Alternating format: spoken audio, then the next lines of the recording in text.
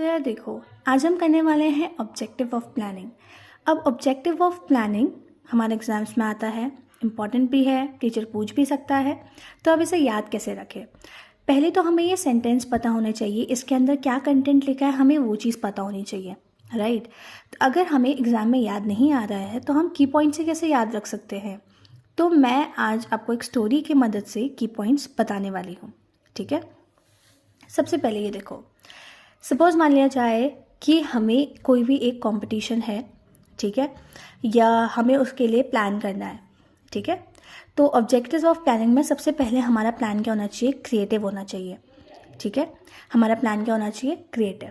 अब हमने जब क्रिएटिव प्लान बनाया तो उसमें हमने सबको एक एक परफेक्ट काम दे दिया। हमने बोला अच्छा तुम ये करना, तुम वो करना, ठीक है। तो उसमें क्या हो रहा है? हमारा एक प्रॉपर कोऑर्डिनेशन हो रहा है, और जैसा हमने सोचा है अगर वैसे ही प्रॉपर कोऑर्डिनेट हो रहा है तो हमारे जो चांसेस ऑफ मिस्टेक्स हैं वो क्या हो जाएंगे? कम हो जाएंगे, राइट। तो अगर हमारे चांसेस ऑफ मिस्टेक कम हो जाएंगे तो हम टाइम से अपना काम पूरा कर सकेंगे, है ना।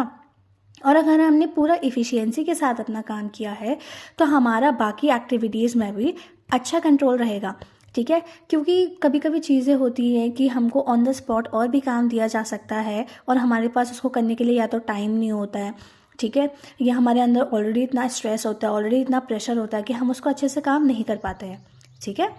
तो उसके लिए क्या है, हमारा अच्छा कंट्रोल हो जाएगा बाकी एक्टिविटीज़ में भी, ठीक है। और फिर क्या होगा, अब जब हमारा एक पॉजिटिव हो रहा है, ठीक है, एक काम हमारा पॉजिटिव की तरफ जा रहा है कि हाँ चलो हो जाएगा, चलो कर लिया, ये काम हो गए हमारे, तो हमारा प्रेशर ऑलरेडी क्या हो रहा है? रिड्यूस हो रहा है। और अगर हमारा जहाँ पे प्रेशर नहीं होता है वहाँ पे को तो हमेशा हमारी परफॉर्मेंस क्या करती है? इम्प्रूव करती है। तभी हमें बोला जाता है कि हमें अपने एग्ज़ाम टाइम पे प्रेशर नहीं लेना चाहिए, ठीक है। तो अगर हम ये वाली चीज़ें कर लें अपने एग्ज़ाम के लिए तो हमें क्या करना है? हमें एक एग्ज़ाम के लिए क्रिएटिव प्लान सोचना है, ठीक है, कि कि कौन कौन से चैप्टर हमको करने हैं। फिर प्रॉपर कोऑर्डिनेशन, यानी कि अपने बगल वाले को भी बता देना है कि तू ये वाले चैप्टर करके आना, ठीक है।